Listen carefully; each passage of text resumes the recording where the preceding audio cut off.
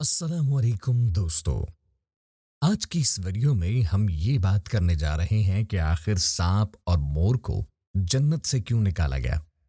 حضرت آدم اور اماں حوا پیدائش کے بعد جنت میں خوش و خرم زندگی بسر کر رہے تھے۔ شیطان جنت سے نکالا جا چکا تھا، اس لیے شیطان انسان کا دشمن بن گیا۔ وہ چاہتا تھا کہ جیسے اس نے اللہ کی نافرمانی کی، اسی طرح وہ اللہ کی بنائی ہوئی مخلوق کو بھی اللہ کی نافرمانی پر آمادہ کرے۔ اس کے دل میں انتقام کی آگ بھڑک اٹھی۔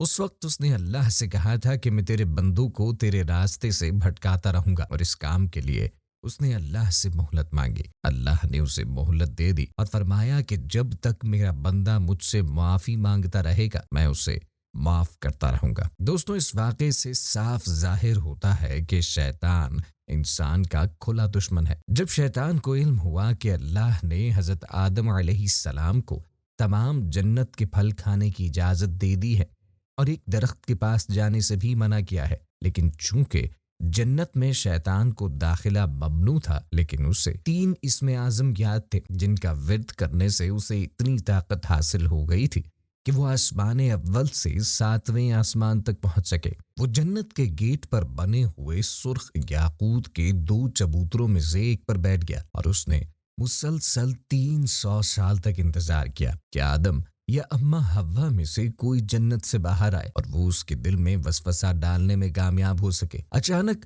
مور ادھر ادھر پھرتے ہوئے جنت سے باہر آ گیا۔ اسے دیکھ کر اس نے اس سے پوچھا، اے خوشنما پرند، تم کون ہو؟ مور نے جواب دیا، میں مور ہوں، اور تم کون ہو؟ ذرا تم بھی تو اپنا تعارف کراؤ۔ شیطان نے کہا کہ میں عالم گرومیا کا ایک فرشتہ ہوں، اور ایک لمحے کے لیے بھی اللہ کی یاد سے غافل نہیں ہوں۔ میں چاہتا ہوں میں جنت میں داخل ہوں اور اس کی نعمتوں کا آنکھوں سے مشاہدہ کر سکوں۔ اگر تم مجھے اندر لے جاؤ گے تو میں تمہیں 3 ایسی باتیں بتاؤں گا جس کی وجہ سے تمہیں ابدی زندگی حاصل ہو جائے گی، اور تمہیں کبھی بڑھاپا نہیں آئے گا، اور تم ہمیشہ جنت میں رہو گے۔ لالچ میں آ کر مور بولا کہ مجھ میں تو اتنی طاقت نہیں کہ میں تمہیں جنت میں لے جاؤں، لیکن ایک سانپ جو میرا دوست ہے وہ شاید تمہاری کچھ مدد کر سکے۔ یہ کہہ کر مور نے سانپ کے پاس جا کر اسے سارا واقعہ بیان کیا، اور سانپ بھی شیطان کی گفتگو سے خوش ہوا اور اسے اپنے منہ میں چھپا کر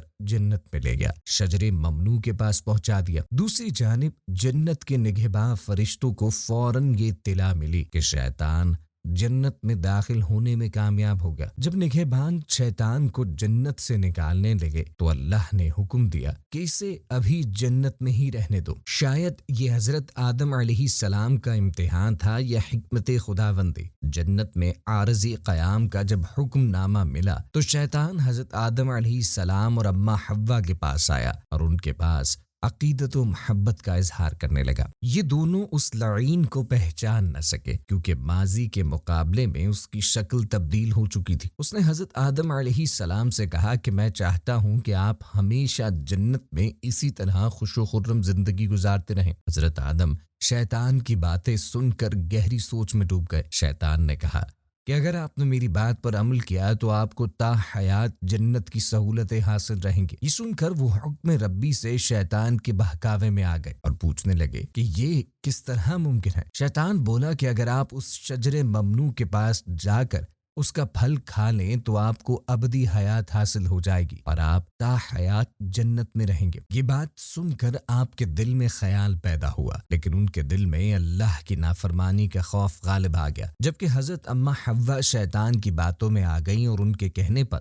دونوں نے اس شجر ممنوع سے پھل چکھ لیا، جس سے دونوں بے لباس ہو گئے اور وہ پتوں سے اپنے آپ کو ڈھانپنے لگے۔ اور اس کے بعد اللہ تبارک و تعالی نے حضرت آدم کو کوہ سراندیب یعنی سری لنکا کے قریب اور اماں حوا کو جدہ کی سرزمین میں اتار دیا۔ شیطان کو اللہ تبارک و تعالی نے اپنی نافرمانی پر نکال دیا تھا۔ حضرت آدم علیہ السلام جنت میں رہتے تھے اور خوش تھے مگر وہ تنہا تھے۔ پھر اللہ تبارک و تعالی نے حضرت اماں حوا کو ان کی پسلیوں سے پیدا فرمایا تاکہ ان کی تنہائی دور ہو سکے۔ دونوں ایک ساتھ رہنے لگے۔ اللہ تبارک و تعالی نے انہیں ایک خاص پھل کے پاس بھی جانے سے منع فرمایا تھا اور کہا تھا کہ اس کے کھانے پر تمہارا شمار ظالموں میں ہو جائے گا۔ اسی جنت میں مور اور سانپ رہتے تھے اور وہ اکثر جنت سے باہر بھی آیا جایا کرتے تھے۔ شیطان کے اکسانے پر وہ اسے اپنے ساتھ جنت کے اندر لائے، جسے مور نے اپنے منہ میں چھپایا تھا۔ سانپ جب جنت میں تھا تو اس کے منہ سے خوشبو آتی تھی اور اس کے پاؤں بھی تھے، اور مور جتنا اب خوبصورت ہے اس سے بھی انتہا کا خوبصورت تھا۔ اس کے پاؤں نہایت دلکش تھے۔ بس مور نے جنت جا کر سانپ کو اگل دیا۔ شیطان نے جنت جا کر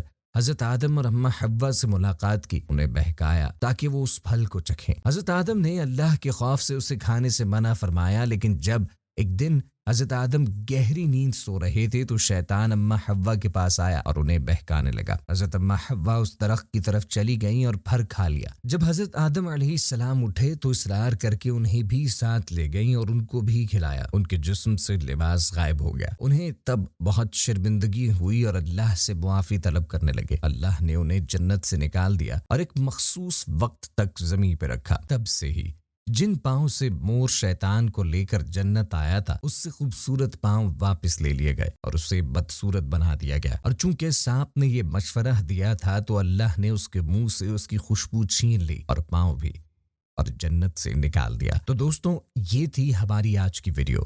امید کرتے ہیں آپ کو پسند آئی ہوگی۔ ہمارے چینل کو سبسکرائب کریں اور اس ویڈیو کو لائک کرنا مت بھولیے گا۔ اگلی ویڈیو تک کے لیے اللہ حافظ۔